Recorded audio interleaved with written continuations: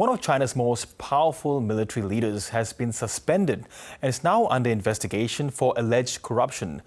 Beijing says Miao Hua, who directs the Political Works Department of China's Central Military Commission, is being investigated for serious violations of discipline. It comes after China's former defense minister and his predecessor were both found guilty of corruption earlier this year. Let's get more on this with the ANU's Dr. Graham Smith, who hosts the Little Red podcast. Graham, good to have you on the program. Now, what do we know about Miao Hua? Because his position is deemed more powerful than the current defense minister. And what can you tell us about his suspension? Yeah, it's right at the heart of power. So one of Xi Jinping holds 3 posts, and his most significant post, arguably, is as chairman of the Central Military Commission. And Miao Hua, who's just been suspended, is also on the Central Military Commission. And its job, essentially, because it's not like a normal army, not like the Australian Army, where you think the defence minister would run the army. It's actually run by the party. And this guy is the guy in charge of the party, in charge of the bit that runs the army. So he's an incredibly powerful individual to be purged. And he has been purged, not like the defence minister, where we're relying on American reports. So what's behind this purge? Previous times analysis has told us that I think Xi Jinping is finding his position more precarious, mostly because of the power that the Chinese military still has. Yeah, I mean, it's one of those two key areas that he's gone after. He's gone after the oil sector and he's gone after the military. And it's really interesting to see that now we've reached the point where Miao Hua is not some factional enemy of Xi Jinping. He was actually fast-tracked by Xi Jinping. He was pretty well handpicked way back in 2014 when he used to be in the army. Xi put him in the Navy. And then in 2017, he gave him his current job, which was as head of the entire basically in charge of political discipline for the entire armed forces.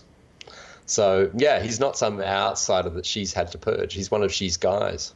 Yeah, so if he was handpicked by Xi Jinping, does it throw into question Xi Jinping's political judgment? Yeah, you could say that, but it's really hard to get a radar on whether it is having any effect whatsoever, either on Xi Jinping's standing or on the workings even of the Defense Department. Because you've had huge numbers of purges. I mean, you had 9 generals purged last year. You had people in charge of weapons procurement purged as well. So it's a huge amount of turnover. But the one guy who's tried to sort of sit down and say, well, does this affect the outcomes, is Chris Buckley of the New York Times. And he looked at the Strategic Rocket Force, and he found that essentially they were meeting all their goals despite all this chaos, despite leader after leader being purged. They were still meeting their benchmarks and even exceeding them. So does it make any difference? It's really hard to say. So do you believe that Xi Jinping has now fewer and fewer friends in the CCP? Is it fair to say that? Look, I think there'll be fewer and fewer people wanting to take on some of these jobs. I mean, what it really illustrates is these jobs at the heart of power are just so tempting. So the previous defence ministers who were purged, they were found guilty of boondoggling procurements. They were found guilty of meddling with promotions to get money.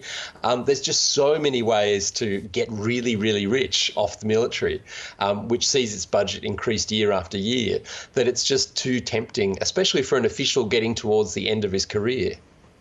As well, there are reports, the Financial Times in the US, saying that the defense minister himself, Dong Jun, is being put under investigation in a similar vein for corruption. Is that your understanding?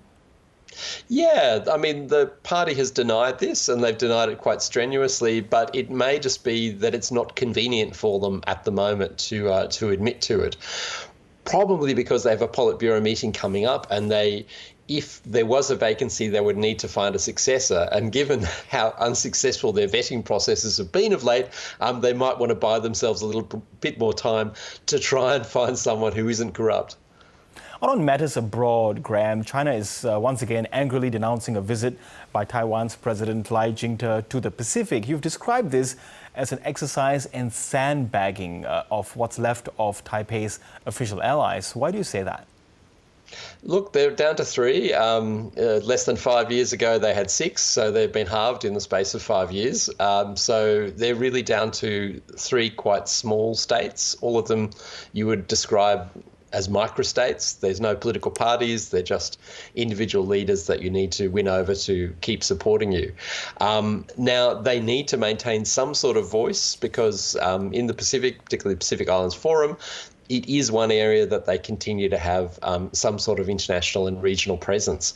So I think they would be really, really keen to keep these three allies.